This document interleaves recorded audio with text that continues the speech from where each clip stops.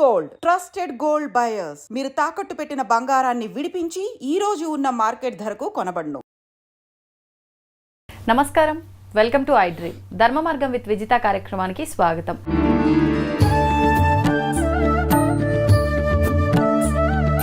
ప్రస్తుతం మనతో పాటు ఉన్నారు ప్రముఖ జ్యోతిష వాస్తు పండితులు బ్రహ్మశ్రీ అన్నవరపు తిరుపతి మూర్తి అవధాని గారు. ఇప్పుడు గురుగారితో మాట్లాడదాం. నమస్కారం గురుగారు. ఓం శ్రీ మహాగణాధిపతయే నమః. గురుగారు, ప్రతి ఒక్కరిలోనూ ఒక సొంత ఇంటి కళ అనేది ఉంటుంది. మాకంటూ ఒక సొంత గృహం ఉండాలి, ఎన్ని రోజులని చెప్పి కిరాయిలలో ఉంటాము అని చెప్పి ఆలోచన ప్రతి ఒక్కరిలో ఉంటుంది. కానీ అంటే వాళ్ళ ఫైనాన్షియల్ స్టేటస్ని బట్టి కొంతమంది కొనుక్కోగలుగుతారు, కొంతమంది కొనుక్కోలేరు. అలాంటి వాళ్ళు చాలా బాధపడుతుంటారు. అన్నీ ఉండి కూడా ఆ ప్రాసెసింగ్లని అది ఇది అని చెప్పి ఆలస్యం అవుతుండే వాళ్ళు ఉంటారు. అరే మా దగ్గర కొనుక్కోవాలంటే డబ్బు లేదే దానికి తగ్గట్టుగా అని బాధపడే వాళ్ళు ఉంటారు. ఏదైతేనేంటి వాళ్ళ కళని వాళ్ళు నెరవేర్చుకోలేకపోతూ ఉంటారు. అటువంటి వారు త్వరగా వాళ్ళ కళని నెరవేర్చుకొని ఆ సొంత ఇంట్లో గృహప్రవేశం చేసే అవకాశం రావాలి అంటే ఏదైనా విధానం ఉందా? మీరు అన్న వాళ్ళు ఎవరైనా ఉన్నారు అంటే అటువంటి వాళ్ళు చాలా అదృష్టవంతులు అంటాను నేనైతే. దేనికండి? సొంతిల్లు మనిషికి అవసరమే, కానీ సొంతింటి కోసం ప్రయత్నం చేసి కొండ నాలికి మందు వేయి ఉన్న నాలికని చెడగొట్టుకునేంత ఇబ్బందులు పడతారు. ఎలా? ఎందువల్లంటే అమ్మా, ఇవాళ మనకు కిరాయికి ఇల్లు దొరుకుతున్నాయి. కాస్త లోపలికి వెళ్తే 10,000, 12,000, కాస్త రోడ్డు మీదకి వస్తే 15,000, 20,000, 25,000 అలా దొరుకుతున్నాయి. మన శక్తి అనుసారం అందులో మనం కిరాయికి ఉండొచ్చు. ఒక ఇల్లు మనం కొనుక్కుంటున్నాము అని అంటే మన దగ్గర 60 లక్షలు ఉంటే 20 లక్షలు 10 లక్షలు లోన్ పెట్టట్లా. మన దగ్గర 20 లక్షలు 10 లక్షలు అంటే మిగిలిన 70 లక్షలు లోన్ పెడుతున్నాం. 70 లక్షలు లోన్ పెట్టి నెలకి 70,000 రూపాయలు కడుతున్నాం. డబల్ బెడ్రూమ్ ఫ్లాట్కి నెలకి 70,000 రూపాయలు మనం ఈఎంఐ కడుతున్నాం. 30,000 రూపాయల దగ్గర ఉంటే కాస్త ఊరు చివరికి వెళ్తే డూప్లెక్స్లో హాయిగా రెంట్కుండొచ్చుగా. కానీ అది ఎప్పటికీ మన ఇల్లు కాలేదు కదా. కరెక్టేనమ్మా, 20 ఏళ్ళ పాటు ఇది మీ ఇల్లు కాదు కదా. ఈఎంఐ అంటే 20 ఏళ్ళు పెట్టుకుంటున్నారుగా. ఆ 20 ఏళ్ళు 25 ఏళ్ళు నెలకి 70,000 రూపాయలు. ఆ 25 ఏళ్ళు మీ ఇల్లు అయితే కాదు కాదు. ఆ తర్వాత అయినా మనది అవుతుంది కదా అన్నీ అనుకున్నట్టుగా అయితే. అనుకున్నట్టుగా కాలేదు, మధ్యలో 4 నెలలు కట్టకపోతే వాడు మీరు 10 ఏళ్ళ పాటు కట్టి ఏదన్నా ఒక 4 నెలలు కట్టలేకపోతే నోటీస్ అంటే ఇస్తాడుగా. ఏముందమ్మా ఇంకెక్కడ ఉంది మనది అనుకోవడానికి ఏముంది అక్కడ? ఏదన్నా మన దగ్గర ఉండి ఒక 10 లక్షలు 15 లక్షలు లోన్ పెట్టామంటే నెలకు 15,000-20,000 ఈ ఇంటి రెంట్ అనుకుని మనం కట్టుకుంటూ ఉండొచ్చు. 70,000 రూపాయలు ఈఎంఐ కట్టుకుంటూ డబల్ బెడ్రూమ్లో ఉండటం ఎంతవరకు కరెక్ట్ ఆలోచించండి. అదే 25,000-30,000 రూపాయలు పెడితే కొంచెం సిటీ అవతలకి వెళ్తే విల్లాలో హాయిగా ఉండొచ్చుగా. ఓ 2 ఏళ్ళు పట్టున్నారు కాబట్టి ఇంకో విల్లా మారుతాం. వాళ్ళకి నచ్చకపోయినా మనకు నచ్చకపోయినా ఇంకో విల్లాలోకి వెళ్తాం, ఇంకో చోటు ఉండగలుగుతాం. ఈ 70,000 రూపాయలు నెలకి 30,000 పోతే 40,000 రూపాయలు దాచుకుంటున్నాం నెలకి, కాదంటారా? నెలకి 40,000 దాచుకుంటున్నాం. సుఖవంతమైన జీవితం అయితే అక్కడ ఉంది కదా. 70,000 రూపాయలు ఈఎంఐ కట్టుకుంటూ నెల తిరిగేటప్పటికి ఏం చేయాలో తెలియక కట్టిన 70,000 రూపాయల్లో అసలులో మీకు 5,000 కూడా పోవట్ల, మొత్తం వడ్డీలోకి వెళ్ళిపోతుంది. బ్రతికినంతకాలం వాళ్ళని పోషించడం కోసమే మనం కష్టపడుతున్నాం. మొదట్లో 20 లక్షలు కట్టాం, తర్వాత 70 లక్షలు తీసుకున్నాం. 20 లక్షల రూపాయలకి రూపాయి వడ్డీ తప్పని 20,000 రూపాయలు పోయినట్టే మనకు. తర్వాత 70,000 రూపాయలు వడ్డీ కడుతున్నాం అంటే 90,000 రూపాయలు నెలకి మనం లాసు. ఆ 20 లక్షలే మన దగ్గర ఉన్నాయి. వాటిని ఫిక్స్డ్ చేసుకుంటే నెలకు ఒక 20,000 వస్తాయిగా, సపోజ్ అనుకుందాం. ఆ 20,000 రూపాయలకి ఇంకో 5,000 రూపాయలు కాదనుకుంటే బ్రహ్మాండంగా ఇండిపెండెంట్ హౌస్లోనో లేదంటే కనుక విల్లానో మంచి ఫ్లాట్లో అపార్ట్మెంట్లోనే తీసుకుని రెంట్కి బ్రహ్మాండంగా ఉండొచ్చు కదా. కన్ను పోయింది కాటికి ఎందుకు? ఎందుకంటే ఇవాళ చేసే ఉద్యోగాలు ఎంతవరకు స్థిరంగా ఉంటుందో తెలియదు. నాకు ఇవాళ 1,00,000 రూపాయలు వస్తున్నాయి అనుకుంటాం, 50 లక్షలు లోన్ పెట్టి ఇల్లు తీసుకుంటాం. వచ్చే నెల అవతల వచ్చిన నెల ఎంతవరకు ఉంటుందో ఊడుతుందో తెలియని పరిస్థితులు వాస్తవం. అంటే ఇప్పుడు ఉన్నటువంటి తరంలో పిల్లలందరూ కూడా సొంతిల్లు కావాలి, పులిని చూసి నక్క వాత పెట్టుకుందంటారు చూసారండి. ఆ రకంగా ఎవడో ఏదో అనుకుంటాడు అని చెప్పి సొంతిల్లు కావాలని చెప్పి అప్పులు చేసి సొప్పులు చేసి లోన్లు పెట్టి ఇల్లులు తీసుకొని ఈ నవ్విన వాళ్ళు ఎవరు మనకు రేపు ఒక నెల ఈఎంఐ కట్టరు, ఒక నెల ఈఎంఐ కట్టరు. ఒకవేళ కర్మ ప్రార్థం బాలేక ఇల్లు ఈఎంఐ కట్టలేక ఏదన్నా జరిగి వాళ్ళు తీసేసుకుంటే వీడికి ఎంత గొప్పతనం దేనికి, అంత బలుపు దేనికి, ఉన్న దాంట్లో జాగ్రత్తగా ఉండొచ్చు, ఇంత అవసరమని వీళ్ళే మళ్ళీ అంటారు. ఇప్పుడు సార్ నీకు సొంత ఇల్లు లేదా అన్న వాళ్ళే పోగొట్టుకున్నాళ్ళే అని 2 మాటలు వాళ్ళే మాట్లాడతారు. కాబట్టి ఎవడో ఏదో మాట్లాడతారని చెప్పి నీ జీవితాన్ని నువ్వు పాడు చేసుకోవద్దు. నీకు ఎంత వస్తుంది, నేను ఎంత వ్యవస్థ చేసుకోగలను, నా జీవితానికి విధానం ఏంటి, నాతో పాటు ఉండేది ఎవరు, నిలబడి ఉండేవాళ్ళు ఎవరు అర్థం చేసుకోండి. దాన్ని అనుసరించి మనం వెళ్ళామనుకోండి, 15,000 రూపాయలు డబుల్ బెడ్రూమ్ తీసుకున్నది హ్యాపీగా అనిపించిందా? న్యాయంగా అనుకుందాం. మీ దగ్గర నిజంగా 50 లక్షల చేతిలో ఉన్నాయి, 20 లక్షలు ఉంటే నాకు ఇల్లు వస్తుంటే లోనికి వెళ్ళండి అంతే. అది మీకు 20,000 రూపాయలకి ఈఎంఐ అనేటువంటిది రెంట్ కడుతున్నట్టే ఉంటుంది, పెద్ద ఇబ్బంది ఉండదు. కానీ మనం ఎప్పుడైతే కనుక మన స్థాహతకి మించి ఈఎంఐకి వెళ్తామో, మీరు 10 ఏళ్ళు కట్టినా 25 ఏళ్ళు కట్టినా ఇంకొక సంవత్సరంలో పూర్తవుతుంది అన్నా 4 నెలలు కట్టకపోతే వాడు ఇంటికి నోటీస్ పంపిస్తాడు. ఇంటి ఓనర్ అనుకో, ఇక ఇంకో ఇంటికి వెళ్తాం మనం, వాడు నోటీస్ ఇంటి ముందు పెడితే ఎంత అవమానం అది అందరి ముందు. కాబట్టి నేను సాధ్యమైనంత వరకు కాస్త కష్టమో నష్టమో అద్దెంట్లో ఉండటమే ఉత్తమమో అంట. కాదండి మా దగ్గర డబ్బు ఉంది, తీసుకోలేకపోతున్నాం, అనేక అడ్డంకులు వస్తున్నాయి. అప్పుడు ఏంటంటే ఎందుకు తీసుకోలేకపోతున్నాయి, ఆ స్వగృహ యోగం ఉన్నదా లేదా? విశ్వకర్మణ హవిషా వర్ధయస్వత్రాత రమీంద్రం అకృణోరవద్యం తస్మై విషస్సమనమంత పూర్వీ రయి ముగ్రో విహవ్యో యథాసతు అని కొన్ని మంత్రాలు ఉంటాయి.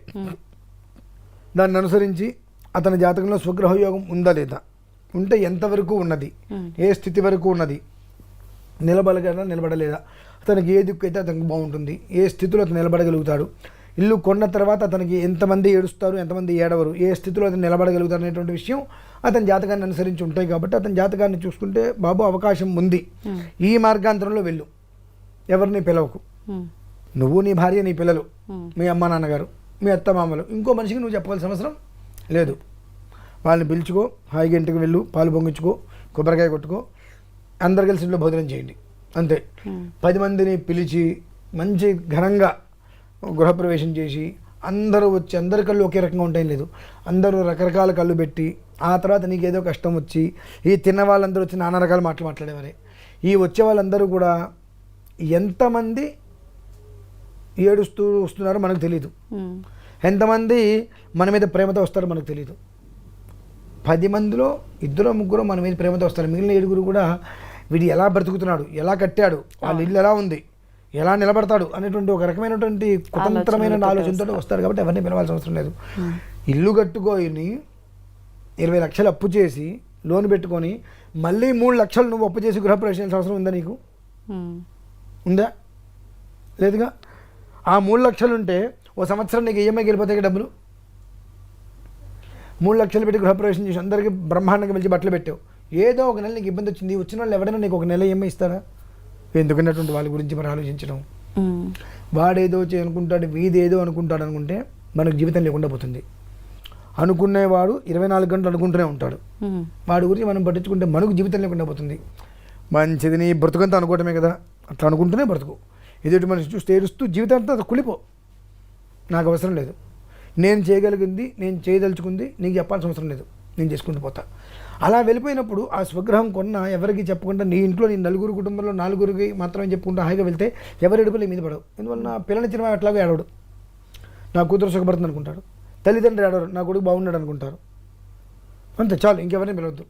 తిత్మ వాళ్ళు ఏడుస్తారు అంటే ఏడుస్తారని మనం చెప్పడం, ఏడవరు అని మనం చెప్పలేం.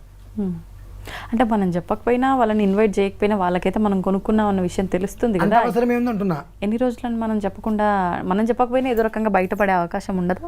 ఇప్పుడు నేను ఇల్లు కొనుక్కున్నాను అనుకోండి, సపోజు నేను చెప్తే తప్ప ఎవరికి తెలియదుగా.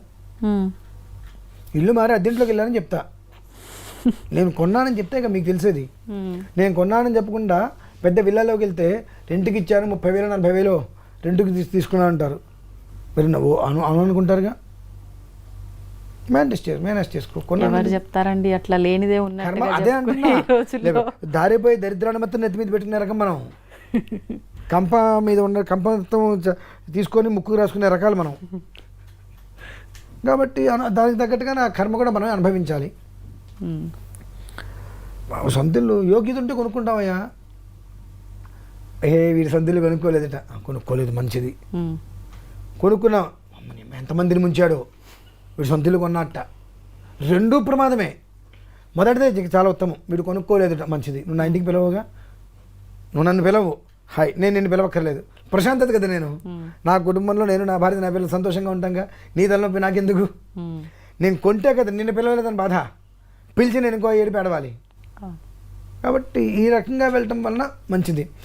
ఆ నూతన గృహయోగం ఉన్నదా లేదా, ఉన్న తర్వాత ఆ గృహం మనం తీసుకుంటే నలుగురిలో నానకుండా మన జీవితం ఎలా ఉండాలి, ఆ గృహయోగం మనం ఎలా వృద్ధి తీసుకురావాలి అనేటువంటి విషయాన్ని ఒకసారి మీ జాతకాన్ని పరిశీలింప చేసుకుంటే దాన్ని అనుసరించి అందులో కొన్ని పద్ధతులు చెప్తుంది. అది ఆ పద్ధతుల్ని మనం జాగ్రత్తగా అనుసరించినట్లయితే అందులో మనం ఎవరి ఏడుపులు మన మీద పడకుండా జీవితం ముందుకు వెళ్ళొచ్చమ్మా.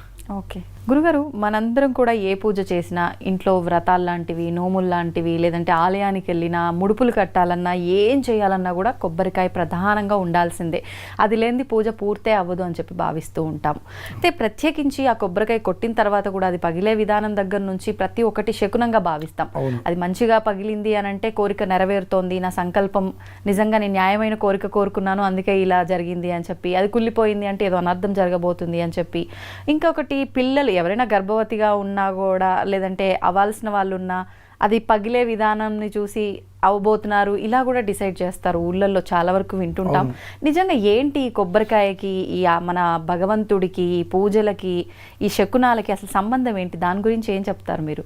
ఫలినీరి యా అఫల అపుష్ప యాశ్చ పుష్పినీ బృహస్పతి ప్రసూతాస్తానో ముంచంత్వగుంహసః. నారికేళము అంటారు దాన్ని. అది దేనికి లేని ఒక గొప్ప పేరు, పూర్ణ ఫలం.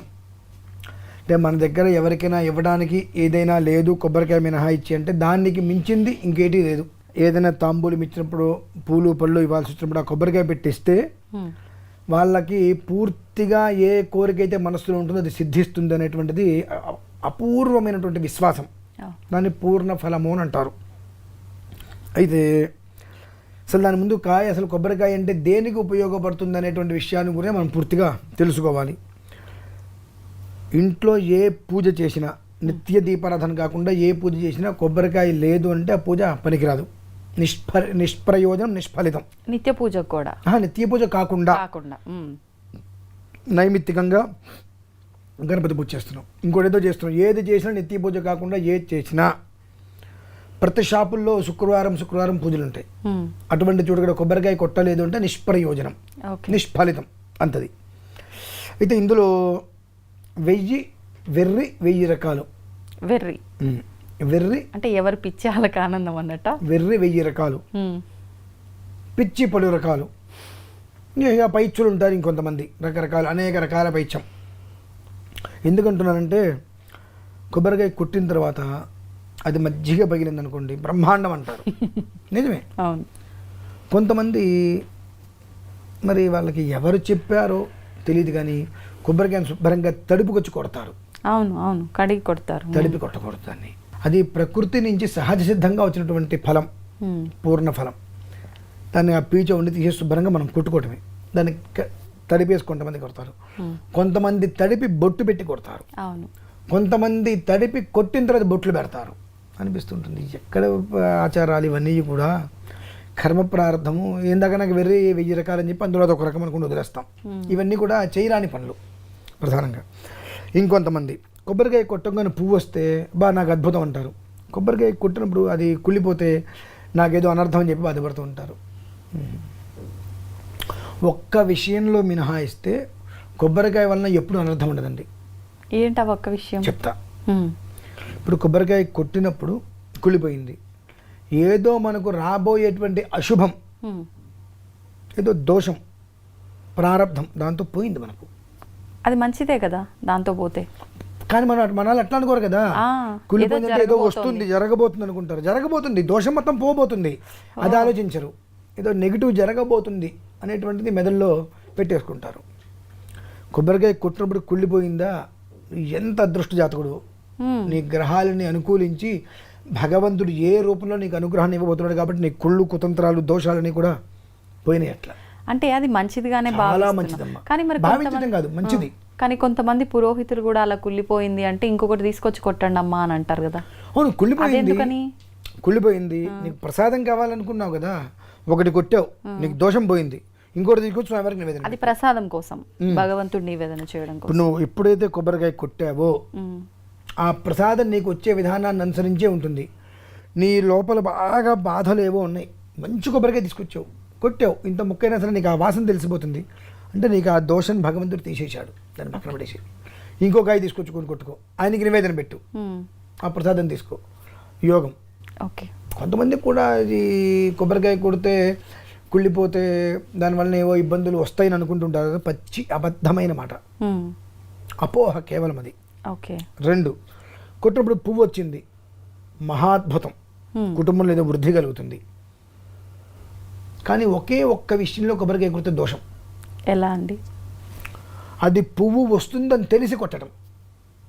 అంటే బయట నుంచి మనకు కనిపిస్తుంది ఉన్నట్టుగా. ఒక తీగలా కాకుండా చిన్న చిన్న కొబ్బరి పిందెలు, కొబ్బరి చెట్టు మీద ఇంత పిందెలు పడ్డట్టుగా ఆ కళ్ళ దగ్గర ఇలా వచ్చేస్తుంది, చెట్టు వచ్చినట్టుగా, మొలకలు వచ్చినట్టుగా చక్కగా అలా వచ్చిన దాన్ని మనం చూసిన తర్వాత కొట్టకూడదు. ఓకే. కొట్టడం వల్ల ఏమవుతుందంటే వంశవృద్ధి కష్టం, వంశవృద్ధి కష్టం. కాబట్టి కొబ్బరికాయ మీ వెనకాల పీచు మొత్తం తీస్తున్నప్పుడు ఇక్కడ పువ్వు వచ్చిందని మీకు కనిపిస్తే ఆ కాయ కొట్టద్దు, కుదిరితే పాతి పెట్టండి, మొక్క వస్తుంది. లేదంటే పక్కన పడేసింది, ఇట్లా ఇబ్బంది లేదు. పక్కన పడేస్తే ఆ లోపల దాన్ని బట్టి కాస్త మొక్క పైకి వస్తుంది, వచ్చినప్పుడు మీరు అప్పుడు పెట్టుకోండి. ఒకవేళ ఆ శిఖ మధ్యలో ఉంది మీకు కనిపించాలి, అప్పుడు మీరు కొట్టండి, దానివల్ల వచ్చేంటే ఎలాంటి అనర్థము లేదు. అంతేకాని అది వస్తుందని తెలిసి నేను బయట వెళ్తున్నప్పుడు ఆ బండ్ల మీద చూస్తూ ఉంటాను, దానికి ఇంత చెట్లులాగా వస్తాయి కొబ్బరికి, దాన్ని కొట్టి శుభ్రంగా తీసి ఆ పువ్వు మొత్తం తీసిస్తూ ఉంటారు. అవును, కొబ్బరి పువ్వు అని చెప్పి మధ్య భ్రూణహత్య అంటారమ్మ వాటిని. భ్రూణహత్య అంటే గర్భస్థ పిండాన్ని తీసేయడం కాదు, అది గర్భంతో ఉన్నట్టే కాదు, లోపల ఒక మొక్కనికి ఒక జన్మనిచ్చేటువంటి విధానంలోనే ఉందిగా. ఆ కొబ్బరికాయలో మీరు కాయ తీసి పక్కన పెట్టారు, అందులో ఏది లేకపోయినప్పటికీ కూడా భగవతత్వం వలన అందులోంచి వృద్ధి కలిగిందా లేదా? దాన్ని ఆ వృద్ధి కలిగినప్పుడు మీరు పక్కన పెట్టేశారు, అందులోంచి మొక్కలాగా వచ్చింది, దాన్ని మీరు భూమిలోకి పెట్టేస్తే చెట్టు వస్తుందిగా, ఇంకో 100 కాయలకి అయితే ఇస్తుందిగా. అంటే కొబ్బరికాయల్లో కూడా 2 ఉంటాయి, ఆడవి మగవి 2 ఉంటాయి ప్రతి దాంట్లోనూ కూడా. అవునా? మనం గుర్తించవచ్చా? చెప్తున్నాగా, 100 కాయలు పక్కన పెడితే అందులో 25 కాయలకి పువ్వు వస్తుంది. ఆ కాలం ఉంటుంది, మళ్ళీ ఏ కాలంలో పడితే ఆ కాలంలో రావు అవి కూడా. ఆ వచ్చినప్పుడు దాన్ని మనం కొట్టకూడదు. ఓకే. ఓకే. అది భ్రూణహత్య అంటారు దాన్ని.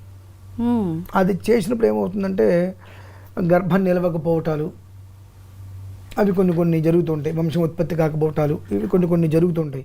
కొబ్బరికాయకి దీంతో ఇంత సంబంధం ఉందా అంటే కడుపుతో ఉన్న వాళ్ళు కొబ్బరికాయ కొట్టమంటే కొడతారా? కొట్టరు. పూర్ణఫలం అని చెప్పి వాళ్ళ భయాలు ఉంటాయి కొన్ని, ఎలా పడితే అలా పగిలితే లోపల నాకు ఏదన్నా అది విచ్ఛిన్నం అవుతుంది, రకరకాలుగా కొట్టరు. అదే కొబ్బరికాయ అనేటువంటిది పూర్ణఫలంగా సంతానం కోసం దానం ఇస్తూ ఉంటారు. ఎవరైనా వాళ్ళు వస్తే కొబ్బరికాయ పెట్టి ఇచ్చేస్తూ ఉంటారు.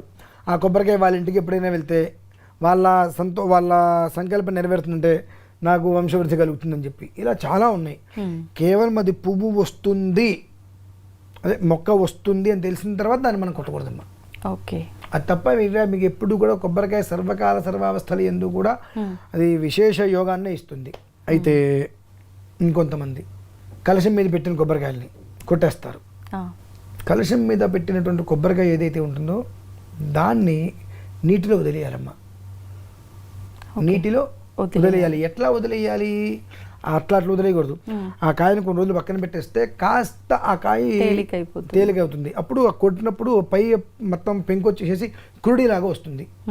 లోపల ఆ కురుడిలాగా వచ్చిన దాన్ని తీసుకెళ్ళి నీళ్ళలో వదిలేసాయి. లోపల ఉండే జలచరాలు, చేపలు అవన్నీ అవి తింటాయి, తిని మనల్ని ఆశీర్వదిస్తాయి. కానీ కొట్టొద్దు అన్నారు కదా. దేనికి కొట్టొద్దన్నా? నేను మీకు 2 మొక్కలు చేయొద్దంటున్నా. ఓకే. అది అలా లోపల పల్పంతా ఒకటిగా ఉన్నప్పుడు లైట్గా పగలగొట్టి పెంకు తీసేయమన్నా. ఓకే.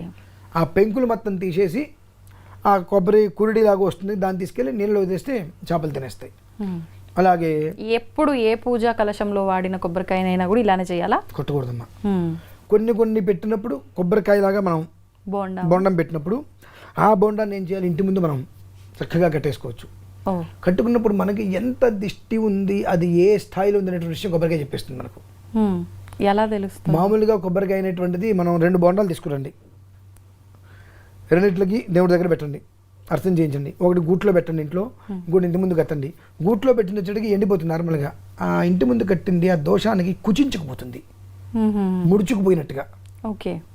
ఎక్కడికక్కడికి అది ఎంతకాయ కూడా మామూలుగా ఇంతకాయ ఎండిపోతే ఇంత అవుతుంది, కానీ ఇదేమవుతుందంటే ఇలా తగ్గిపోతుంది, ఇట్లా కుచించుకుపోయినట్టుగా అవుతుంది. గుమ్మడికాయ అయినట్టుగానే అవుతుంది. గుమ్మడికాయ కన్నా దారుణంగా అవుతుంది, కుచించుకుపోయినట్టుగా అవుతుంది. ఇలా ఊపితే కిసకిస సౌండ్ వచ్చేస్తుంది. అంటే ఏంటంటే లోపల మొత్తం కూడా నీళ్లు కానీ కొబ్బరికాయని ఎండిపోయి పొడిలాగా అయిపోతుంది. అప్పుడు దాన్ని తీసి పొయ్యిలో వేసేయాలి. ఇప్పుడు దాన్ని పొయ్యిలు నీటిలో లేవు వేయకూడదు. కదండి, పొయ్యిలు ఎక్కడున్నాయి ఇప్పుడు మనకు సిటీ? తగలబెట్టండి, బాయిలర్లో వేయటము, మంట పెట్టి దాన్ని కాల్ చేయటము చేయండి అప్పుడు. ఓకే. ఎందువలన దాన్ని నీళ్ళలో వేయకూడదు అప్పుడు. ఎందుకని? దాన్ని నీటిలో వేస్తే అదేదో తినే పదార్థం అనుకోని చేపలు వచ్చి తినడానికి వచ్చినప్పుడు అవి ఎండిపోయి ఉంటుంది, అవి గుచ్చుకుని అవి చనిపోతాయి. ఆ పాపం ఎవరికి వస్తుంది మళ్ళీ? మనకి. కాబట్టి ఏది ఎలా చేయాలి? ఒక్క కొబ్బరికాయ మనిషి జీవితాన్ని కంప్లీట్గా మార్చేస్తుందండి. మనిషి యొక్క ప్రతి ఇంట్లో జరిగే ప్రతి కార్యక్రమానికి కొబ్బరికాయ కొట్టాలి. ఇప్పుడు ఆలయంకి వెళ్ళినప్పుడు ఖచ్చితంగా కొబ్బరికాయ కొట్టాల్సిందే అంటారా? కొట్టాల్సిందేనంటే ఇవాళ ఉన్న పరిస్థితి ఎలా ఉందంటే చాలామంది మొక్కులు పెట్టేసుకుంటారు. నేను 100 కొబ్బరికాయలు కొడతా, 1000 కొబ్బరికాయలు కొడతా అని చెప్పి. ఆ కొబ్బరికాయ తీసుకుని వాళ్ళ తల మీద కొడితే ఎలా ఉంటుంది అనిపిస్తుంది నాకు. అదేంటండి ఎట్లా మాట్లాడచ్చా మీరు అంటే, ఎవడు చెప్పాడు నీకు 100 కొబ్బరికాయలు నేను కొడతాను మొక్కుకోమని? పిచ్చి, పైత్యం, వెర్రి, 1000 రకాలన్నట్టుగా ఇది ఒకటి. ఎందువల్లంటే ఒక కొబ్బరికాయ మీరు వాళ్ళు కొడితే సాయంత్రానికి అది ప్రసాదం అయిపోవాలి, అది తినేసేయాలి, మిగలగొద్దు. అస్తమానం అంటే ప్రసాదం తినగలిగితే నువ్వు కొబ్బరికాయ కొట్టు, ఏదో పండుని వేదన పెట్టు. నేను సత్యనారాయణ స్వామి వ్రతం చేయించాల్సి వస్తే 3 కొబ్బరికాయలు కొట్టమని చెప్తా. మొదలు మధ్యన చివర 5 గంటలకు 5 కొబ్బరికాయలు కొడతానండి. మొదట్లో పంచామృతానికి కొట్టద్దని చెప్తా. నువ్వు తినగలవా? దాంతో ప్రసాదం చేయకూడదు మళ్ళీ, అంటే కొబ్బరిలో చేసుకుని తింటా అవన్నీ చేయకూడదు. నువ్వు తినగలవా? చెప్పండి ఒక మాట. తినలేవు కానీ ప్రసాదం ఇస్తావు, వచ్చిన వాళ్ళకి తీసుకెళ్ళి ప్రసాదం 10 మందికి ప్రసాదం ఇస్తావు. ఇచ్చిన వాళ్ళందరూ కొంపలో తీసుకెళ్ళి ఫ్రిడ్జ్లో పెట్టుకుంటారు కానీ తినలేరుగా. రాత్రి తెల్లారిందంటే అది దాంట్లో ఉన్నటువంటి ఏదైతే కనుక ఒక అనుగ్రహం ఉంటుందో ఉండదు. ఓకే. దాన్ని నువ్వు పచ్చల్లో కలుపుకుంటావు, ఇంకోటి చేస్తావు, రౌట్లో దంచుతావు, ఇవన్నీ కరెక్ట్ అయిన విషయం కాదు. ప్రసాదాన్ని అలాను భోజనం చేయాలి. అస్తమానంలోపు చేయలేకపోతున్నావుగా, అదొక దోషం.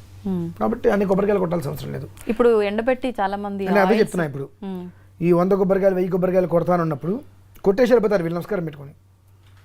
ఈ కాంట్రాక్టర్లు ఉంటారు, ఈ కొబ్బరి చిప్పలు మొత్తం కొనుక్కొని ఇలా ఎండబెట్టేసుకొని దాన్ని కొబ్బరి చిప్పలు తీసి ఎండిపోయిన తర్వాత దాన్ని గానుగులో పట్టించి కొబ్బరి నూనె తీసి అమ్ముతారు.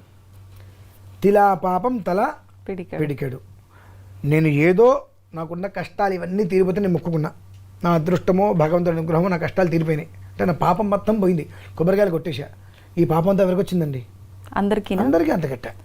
ఇప్పుడు అలా కాకుండా మన ఇంట్లో మనం కొట్టిని అన్ని పక్కన పెట్టి చాలా మంది అలా పట్టించుకుని వాళ్ళ వరకే వాడతారు కదా. ఎవరి దరిద్రం వాళ్ళు అనుభవించినట్టు. నీకు నార్మల్గా కావాలంటే కొబ్బరికాయ కొట్టుకుని ఎండబెట్టుకొని తీసుకో. భగవంతుడికి నువ్వు కొట్టినప్పుడు అది ప్రసాదంగా అస్తమానంలోపు నువ్వు తినగలిగితే 100 కొట్టు కొబ్బరికాయలు. కొబ్బరిలో అంటే ఈ కొబ్బరి ఇట్లా కొడతారు కదా, అందులో పంచదార కలుపుకొని తిను, బెల్లం కలుపుకొని తిను, కానీ పొయ్యి మీద పెట్టటాలు అటువంటి నువ్వు చేయొద్దు. అస్తమానం దాటితే ఉపయోగం లేదు. నువ్వు పూజ చేసుకొని అలా తినగలవా? మరి ఎవడు నిన్ను 100 కొబ్బరికాయలు కొట్టమన్నాడు?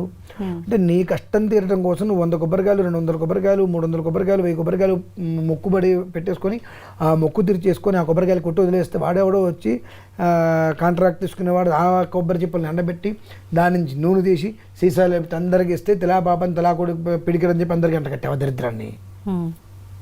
ఎంతవరకు ధర్మం? ఏది ఎంతవరకు ఎలా చేసుకోవాలి? నియమాలు ఉంటాయి. ఆ నియమాన్ని చరించి మనం చేస్తే దాని ప్రభావం కూడా మనం అంతే అనుభవిస్తాం.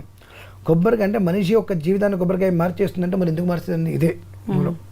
ఇంకొంతమంది కొబ్బరికాయ కొట్టి దానికి బొట్టు పెట్టిన వేదన పెడతారు. అవును. నీ కంచంలో అన్నం పెట్టిన తర్వాత అన్నంలో అంత కుంకుమ వేసి నువ్వు తింటావా? ఎందుకని? ఎలా తింటామండి? మరి ఆయనకి ఎట్లా పెడుతున్నావు కుంకుమ వేసి నువ్వు? అంటే అది మంగళకరం కదా, భగవంతుడు అనేసరికి ఎప్పుడు నువ్వు తినేది మంగళకరం కదా, అన్నం మంగళకరం కదా, తినే అన్నం మంగళకరమైంది కదా. వాస్తవమే మీరు అన్నది, కానీ మన ఆలోచన అంతా భగవంతుడికి సంబంధించిన వస్తువులు అంటేనే మంగళకరం అనే ఆలోచన వస్తుంది. కాబట్టి బొట్టు పెట్టు, నువ్వు ఆ బొట్టు పెట్టిన దొరకు మొక్క కోసి నీకు ప్రసాదంగా ఇస్తే తురుచుకొని తింటావుగా. ఏ మనం అదేంటమ్మా మరి మంగళప్రదం, మంగళకరం, భగవంతుడికి పెట్టాలి అంతవరకు ఆ మొక్కను కోసి ప్రసాదంగా చేతిలో పెడతాను. నాలాంటి వాడితే ఎంతే పెడతాడు, మహామూర్ఖం కదా మేము. నువ్వు చేసిన పని నీకే తెలియాలని చెప్పి అంతవరకే కట్ చేసి ఆ ముక్క నిష్ప్రసాదంగా తినమ్మా అంటాం. నా కొంగు తీసుకుని తుడుచుకునేది తింటారు, అదేంటి మరి? ఇప్పుడు ఆ కొట్టిన కొబ్బరికాయ కూడా దేవుడి పటాల సైడు ఫేస్ ఉండే, అది వైట్ కలర్ ఉండే సైడ్ పెట్టాలా, మన సైడ్ పెట్టాలా కూడా అది చాలా కన్ఫ్యూజన్. మన నివేదన ఎవరికి పెడుతున్నాం? భగవంతుడికి. మరి అది ఎటువైపు ఉండాలి? ఆయన వైపే ఉండాలి. మన వైపు ఎందుకు ఉండటం? మనకు కాదు కదండి నివేదన, భగవంతుడికి నివేదన పెట్టి మనం ప్రసాదం తీసుకుంటున్నాం.